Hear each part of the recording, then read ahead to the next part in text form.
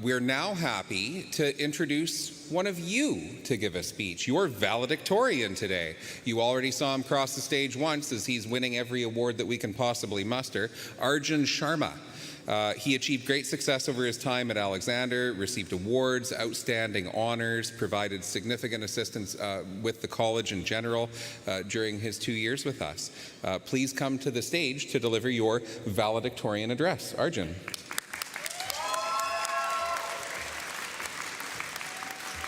There you go. Might have to, I don't know if it'll go over the hat. All right. Might have to hat off and then, there we go. Perfect. Mic is yours. There's the phone. I told you, there's always one. There you go.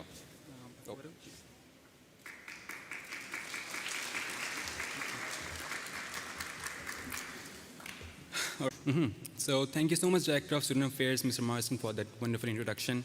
It's my pleasure to be here today. And good afternoon, fellow graduates, awards winners, friends, family, the faculty, and distinguished guests, and to all the viewers who are joining us through the live stream, including my mom and dad. They're also watching. So hi to them.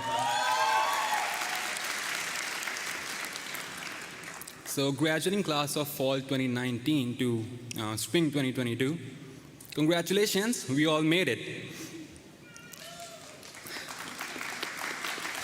Especially to those of you who graduated a year or two ago, I am extremely happy that you're all able to make it here today and experience the in-person commencement ceremony that we all deserved. And you might have felt that your accomplishments or your awards that you earned in the last few years are kind of like a cryptocurrency or an NFT. Like they are there digitally, but you have never held them or embraced them in person. But today, we're here to celebrate our winnings in person. As I say this, I'd like to thank the College Convocation Committee for bringing all the previous graduates from the last 2 years and making the ceremony even more special.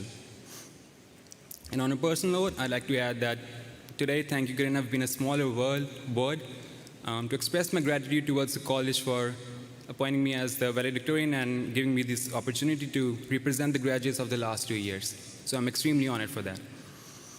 Right, so as you know what, as I was writing the draft of my speech for this valedictorian speech, I had the biggest smile of my life ever. Not as big as the one that I have right now, but big enough. As I imagined myself sharing the stage with such prestigious members of the society and addressing such a big crowd of such successful graduates. But here we are. As you all know, we've been through a lot in the past few years. I would say a decade or even a century worth of global catastrophes coming at us all at once. And as a college comprises mainly of international students, we went through this together while studying full-time, working part-time, and being away from a family in a new country. And let me tell you, it's not easy. It's not easy what we've achieved today. And I can say one thing for a fact, that this group of people are going to build the strongest foundation of our society for the forthcoming generations.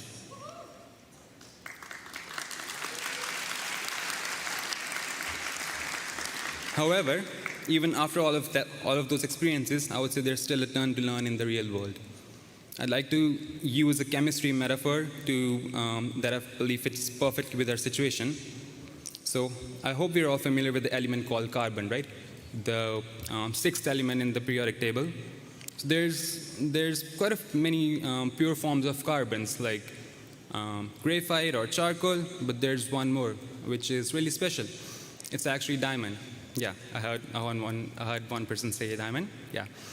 So it's actually the purest form of carbon as well. And what makes a diamond different from other forms of carbon is its value and how it's formed. Carbon must go through extreme stressful conditions, such as immense pressure and extremely high temperature conditions to become a diamond. So what you've achieved in the past couple of years is what's going to separate you from the rest of the world.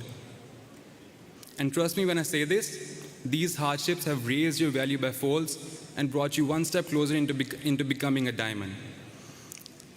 But we should all consider ourselves lucky for having experienced these problems at an early stage. And I'm sure that in 5, 10, or however many years, you're going to look back, our stronger and wiser self is going to look back and say that it was all worth it. Through this journey of achieving our degree, I would say we've grown from that one naive kid who was once scared to introduce themselves in front of the class on the first day into the people we are today, here, about to receive our degree, and more importantly, one step closer into becoming a diamond. So that's enough of the motivational talk. Let's get a little relatable, shall we?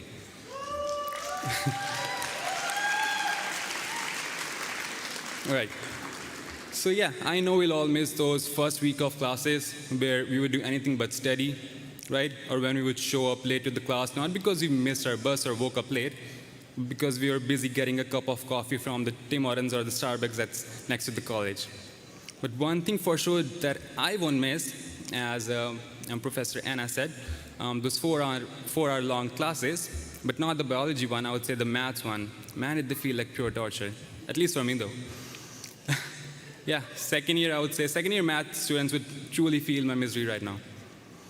So I would like to end my speech with a story that's really close to my heart. And I hope at least one person gets to take away something good from it. So up until 10th grade, I would say I was a straight A student, but the last couple of years of high school, they were quite hard on me, not just academically, but mentally. So I graduated graduated high school 3 years ago with a below average overall percentage. And at that time, I wanted to be a doctor. But that dream just went out the window after that terrible performance, and I just thought it was the end. But my parents, they introduced me to this lesson of perseverance.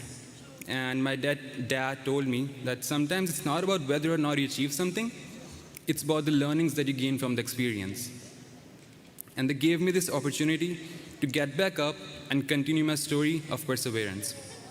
So they gave me this opportunity, and I decided to come to Canada and achieve several academic achievements, including 2 honor rolls, a scholarship in chemistry, and now at the end of my first post-secondary academic chapter, I'm standing here as a valedictorian. Thank you. Now I can look back and say that it was all worth it. I wouldn't replace it for anything, not even achieving the best score in high school. So yeah. And I would like to read a quote that I read in a book that really resonated with my journey of the past 3 years. And it goes something like, taking responsibility of our problems or failures is far more important than taking responsibilities for our success, because that's where the real learning comes from. I hope I was able to motivate at least one person or have them take at least one good thing from my speech. And I would like to devote this speech to my family, my mom, my dad, my sister. My sister is here today.